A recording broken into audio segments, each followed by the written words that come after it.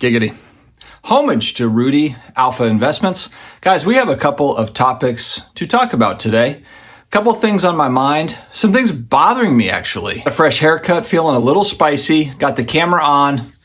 Let's roll. So Sports Card Radio a couple days ago put out a video that really kind of resonated with me in a couple of different ways. It hit me in the feels, if you will. And one of the things that he was talking about is you have a difference between kind of the higher ups. Why is my hair doing this floppy thing? Okay. You've got kind of the higher ups here. You've got the haves and you've got the have-nots. And here's the reality of this thing is the majority of the sports card, non-sports card hobby doesn't give a damn about this channel, doesn't give a damn about YouTube, doesn't care about your IG or whatever the hell. They just collect cards. That's it. And especially in this sort of economic environment, it really bothers me when you see the clapping back from the CEOs and the high-end sports card investors or whoever the hell it is. At this point, we're kind of like, shove it up your ass, really. Because the reality is that the majority of people are just trying to get by day to day. They're just buying $1, $3, $5 cards or packs of cards or whatever. They're hanging out with their kids, whatever it is. They're just trying to enjoy whatever their hobby experience is. All of the video and everything is focused around the high end, the high end auctions. And that stuff is fun. I like it too. I like the business part of the hobby. I like that stuff. But there's way too much emphasis on the $5 billion card sale and this and that and whatever, and how that's going to affect things. Because in reality, the $5 million card sale doesn't mean a damn thing for the $5 cards, the $2 cards, whatever it is. So we can kind of pretend that it does, but it doesn't. And so I thought that they raised a really good point of just kind of like, you've got the haves and the have-nots, in the hobby, and the haves can't keep their damn mouths shut.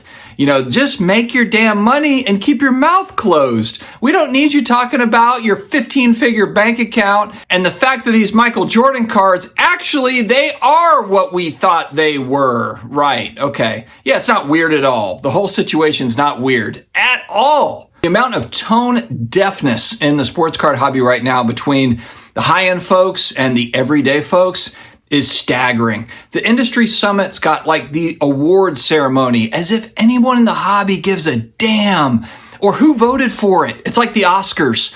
You turn on the Oscars and you're like, oh, best picture goes to whatever the hell movie is up. Who voted for that? This like a random 100 people in the background behind the curtain?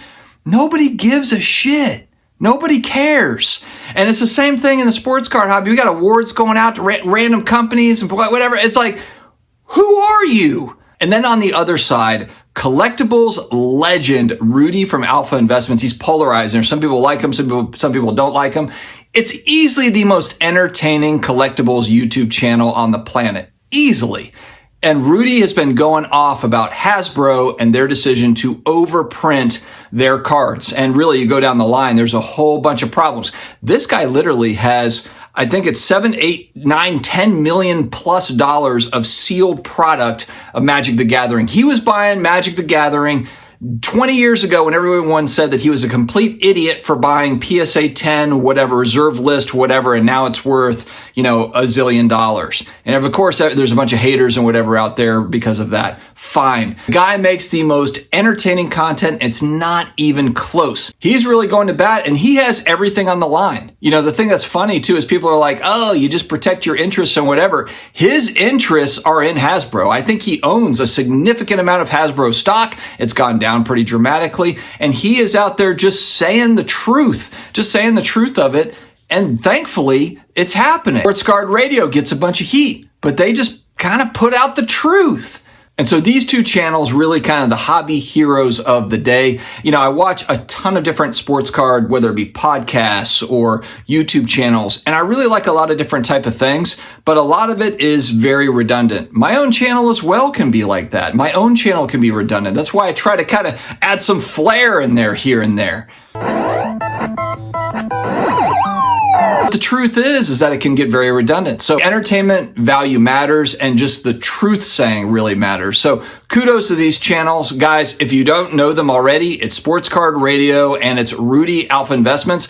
I don't own one Magic the Gathering card, but I watch every single Alpha Investments video that comes out because it's just damn entertaining and it's just the friggin' truth. So if that's what you're interested in, check it out. And guys, if you are part of the hobby community of companies, man, put the consumers first. The average consumer for this stuff is not the 7-figure auction guy or gal. It's just not. It's low end. It's low to mid end. I'm one of those people. I'm not on the high end. I'm not buying $5,000, $10,000, $50,000, $1 million cards. I'm a loser in this space. The average Joe in the sports card hobby not being thought of. Fanatics, I hope that you're paying attention to this because although the high end stuff is really cool, a lot of the high end folks are bailing the hell out of here.